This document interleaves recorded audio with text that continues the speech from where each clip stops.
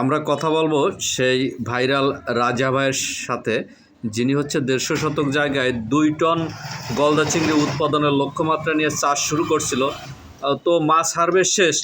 তো রাজা ভাই, এখান থেকে কত কেজি গলদা পেয়েছেন আপনি? আমাদের 2000 কেজি টার্গেট ছিল, আমরা 1900 কেজি পর্যন্ত হারভেস্ট করতে সক্ষম হয়েছি আমাদের দোয়ায়। আর হচ্ছে এখানে আপনার লস লাভের হিসাব আসলে ওইভাবে জিজ্ঞেস করাটাও ঠিক না, তো আলহামদুলিল্লাহ তো বলা যায় নাকি? আলহামদুলিল্লাহ। হ্যাঁ, লস লাভের হিসাবটা বলা যায়, মানে হিসাব বইগুলো জিজ্ঞেস করা যায় না, কিন্তু আমাদের কাছে করা যায়, কারণ আমরা যারা আধুনিক মৎস্য চাষ করি আমাদের সব কিছু কোন হিসাব থাকে। হ্যাঁ, এই এদের আমাদের ভিতরে যে আছে, কত টাকা খরচ করলাম, কত টাকা বিক্রি করলাম, কত কেজি মাছ উৎপাদন হলো, হ্যাঁ, এর পিছনে কত টাকা কারেন্ট বিল গেল, কত টাকার মিনারেল গেল, কত টাকা মানে মেডিসিন গেল, এগুলো সব একটি আলাদা আলাদা সুপার এক্সপার্ট আমাদের কাছে। আচ্ছা, মাছ তো ছিল 42,000, তাই না? হ্যাঁ, মাছ ছিল 42। 150 শতক জায়গায় এখানে সব মিলাই আপনার কত টাকা খরচ হয়েছিল? আমার প্রায় সব মিলায় 6 লাখ টাকার মতো হয়েছে। 6 লাখ টাকা। বিক্রি নামছে কত এখান থেকে? 13,60,000। 13,60,000 টাকা। 60। ও, তবে এটা তো অবশ্যই একটা খুবই চ্যালেঞ্জের ব্যাপার, কারণ এখানে এটা হচ্ছে দ্বিতীয় শিফটের চাষ। জি।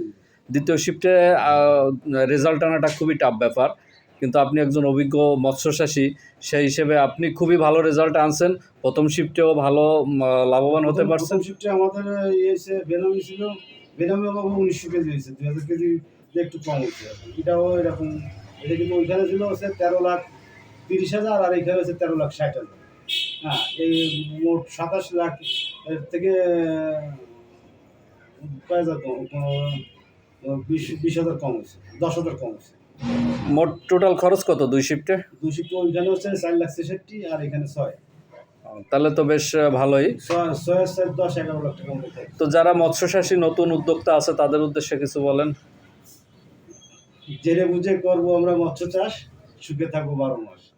অনেক অনেক ধন্যবাদ। আপনার চাষের যে সিস্টেম, আপনার সফলতা দেখে অনেক চাষি কিন্তু উৎসাহী। অনেক চাষিরা প্রত্যেকদিন দুজন, একজন দুজন প্রত্যেকদিন গেড়ে যাচ্ছে, আমাদের দেখায় দেন, আমাদের একটু সাজেশন দেন আমি কিভাবে করবো, কিন্তু যে দেখে যে আমাদের যে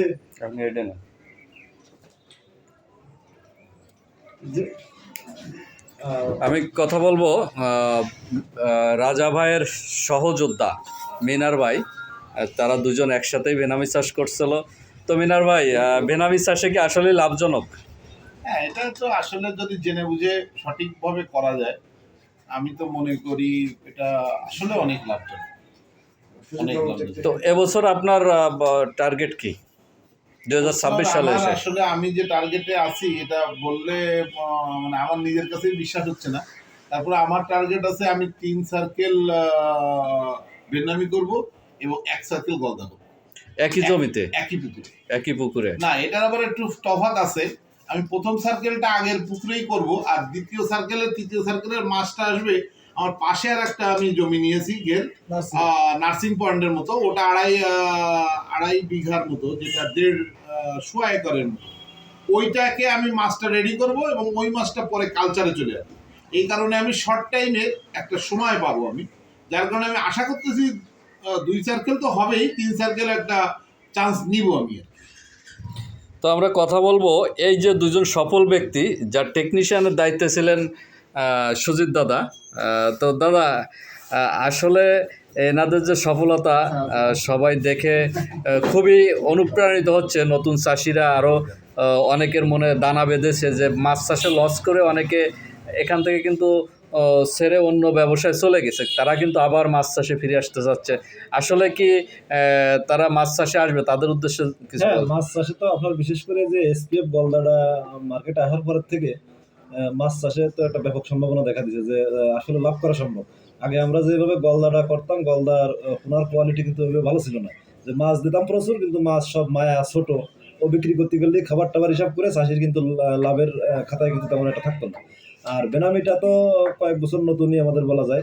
বেনামিটার প্রোডাকশনও বেশি এবং এটা শর্ট টাইম একটা কালচার, মাত্র 90 দিনের কালচার। এটাও যদি আমরা প্রযুক্তিগতভাবে বা জেনে বুঝে করতে পারি, বেনামিটাও লাভজনক এবং এসপিএফ গলদাটাও লাভজনক। আর একই পুকুরে কিন্তু আপনার একটা বেনামি একটা গলদার ক্রপ, যেটা রাজাবাড়ির করা হয়েছে, একই পুকুরে একই বছরে 2টা ক্রপ সম্ভব। তাহলে সেক্ষেত্রে তো চাষির লাভ দ্বিগুণ হয়ে যাবে, এক কথায় বলা যায়।